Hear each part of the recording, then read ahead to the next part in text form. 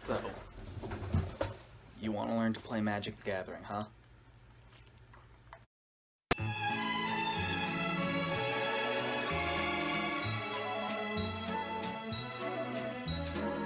I'm Brandon, and today I'll be telling you a bit about Magic the Gathering. Now, I won't be telling you much about playing the game, so that's going to be something that I'll be covering at a different time. So, what is Magic? It's a trading card game where you use spells and creatures in a deck made up of 60 different cards to bring your opponent's life total from 20 to 0.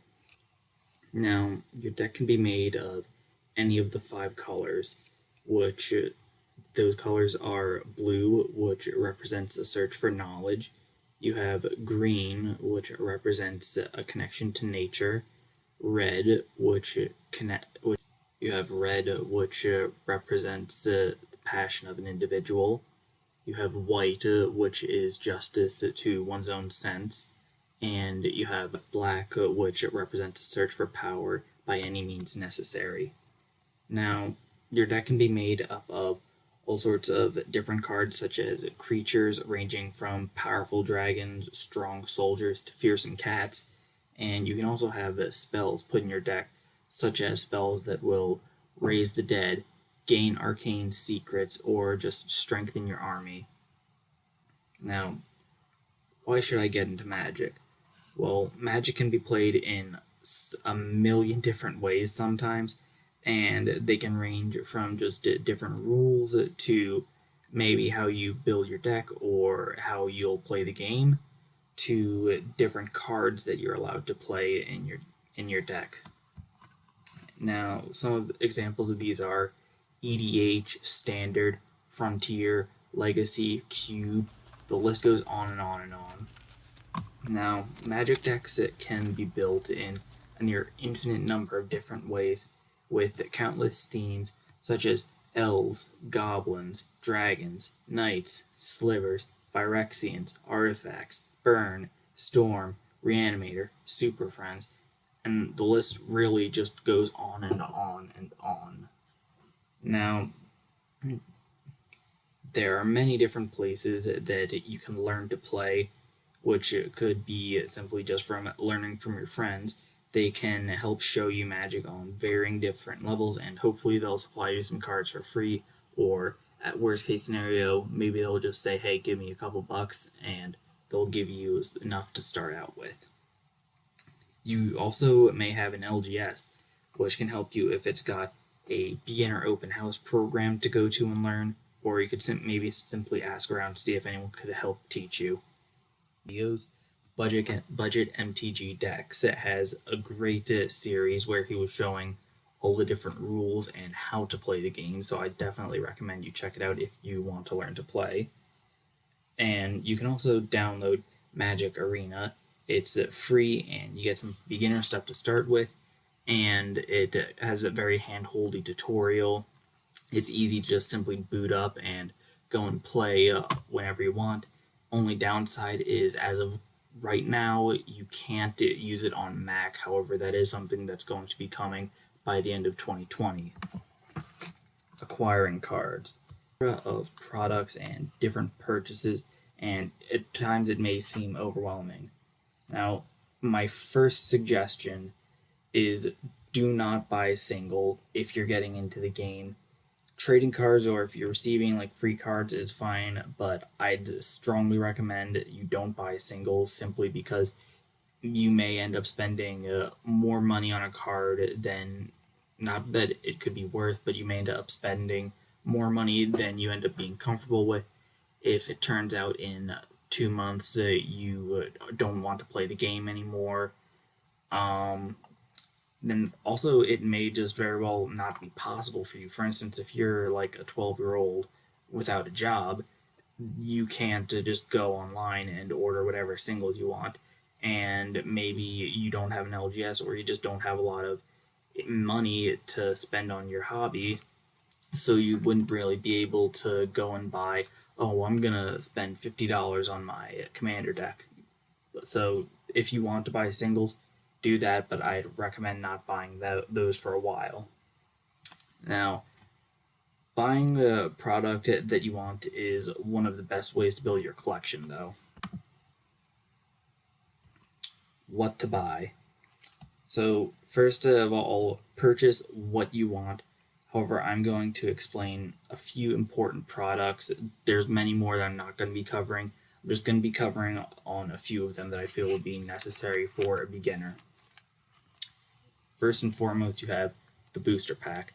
Will come with 10 commons, 3 uncommons, 1 rare or mythic, 1 basic land, 1 token, or sometimes you may get a special premium foil card, which will end up replacing one of the commons, and it can be of any rarity.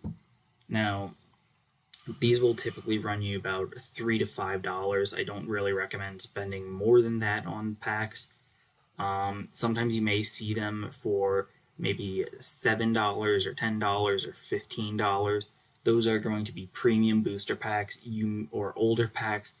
I don't really recommend you get those, especially if you're just a new player. They don't really have much for you. The standard booster pack of whatever the new set is, or the core set, or whatever else is most likely going to be a safer bet. Now you have a Planeswalker deck / intro deck. These can be a bit different at times, so they'll have 1 to 2 booster packs, and they'll contain a 60 card deck. They can run you $10 to $15. These are pretty good to get, especially if you're starting off and you don't have a lot of cards, you don't have a lot of decks. They can give you a basic, already built deck.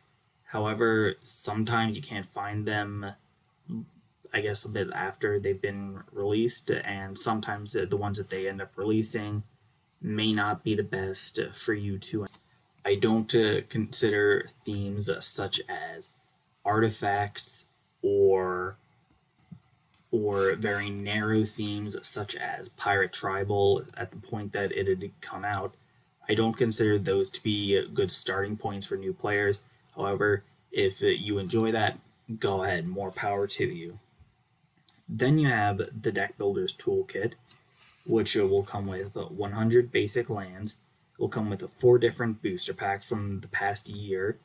It will come with 125 other cards that should be the same no matter which Deck Builder's Toolkit you get as of the recent way that they've been making them. And these will run you about 15 to 20 bucks. I should also mention they come with a nice little storage box. They're not perfect, but if you're just getting into the game, it'll offer a nice little way to store your cards. And now we get to my personal favorite product, the bundle. They will come with 10 booster packs. However, the rest of the contents tend to vary from set to set because they've done them in different ways.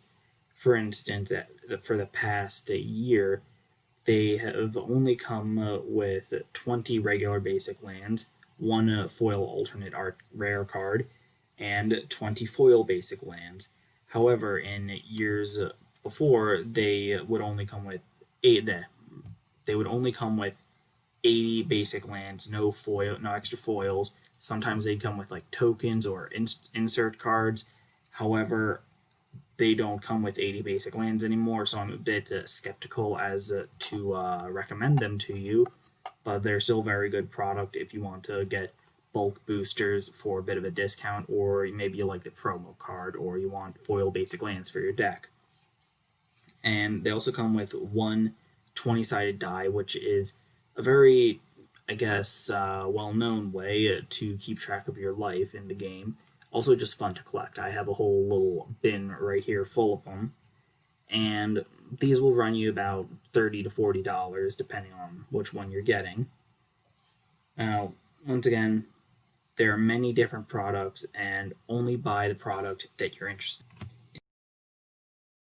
in. In conclusion, getting into Magic may seem difficult or daunting at times. However, it's a fun experience, even if you're only playing every now and again or simply just like collecting the cards.